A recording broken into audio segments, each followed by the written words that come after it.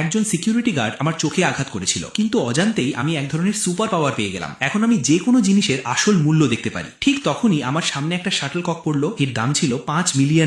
ঠিক সেই সময় এক সিইও তার বডিগার্ডদের সাথে সেখানে এলো। জানা গেল তার মায়ের রেখে যাওয়া একটি মূল্যবান জিনিস হারিয়ে গেছে। সে পাগলের মতো খুঁজছিল। তখনই আমি দেখলাম যে সিকিউরিটি গার্ড আমাকে আগে মারধর করেছিল তার কাছে $2 মিলিয়ন একটি পিস বাকল লুকানো আছে। আমি সঙ্গে সঙ্গে বুঝে গেলাম সেই চুরি করেছে। আমি দেরি না করে রিপোর্ট করে দিলাম। গার্ড মিথ্যা বলার চেষ্টা করলো, কিন্তু শেষ পর্যন্ত তার কাছ থেকেই সেই জিনিস পাওয়া গেল। সিইও রেগে গিয়ে তাকে সঙ্গে সঙ্গে চাকরি থেকে বের করে দিল। তারপর আমাকে ধন্যবাদ জানিয়ে পুরস্কার হিসেবে টাকা দিল। আমি শাটলককটা তুলে সরাসরি একটি অ্যান্টিক শপে গেলাম, কিন্তু আমার কাপড় দেখে ক্লার্ক আমাকে অপমান করলো এবং বের হয়ে যেতে বলল। ঠিক তখন দোকানের মালিক বের হয়ে এলো। সে আমার হাতে থাকা জিনিসটা এক নজর দেখে বুঝে গেল এটা সাধারণ কিছু না। সে সরাসরি $5 মিলিয়ন অফার করলো। আমি সাথে সাথে রাজি হয়ে গেলাম। এরপর আমি অ্যান্টিক মার্কেটে গেলাম সস্তায় কিছু খুঁজতে। একটা ছোট স্টলে আমি $15 মিলিয়ন একটি অলংকার দেখতে পেলাম। নিজের উদ্দেশ্য লুকাতে আমি পাশের একটা কাপের দিকে ইশারা করে দাম জিজ্ঞেস করলাম। বিক্রেতা বলল 300। আমি চলে যাওয়ার ভান করতেই সে আমাকে থামালো এবং বলল, তুমি দাম বলো। আমি বললাম 7,000। আর ওই জেড পেন্ডেন্টটা, সে না ভেবেই রাজি হয়ে গেল। আমি জেড পেন্ডেন্টটা নিয়ে আবার অ্যান্টিক শপে গেলাম। হঠাৎ আবার সেই সিইওর সাথে দেখা হয়ে গেল। আমি বেশি গুরুত্ব দিলাম না, শুধু পেন্ডেন্টটা দেখালাম।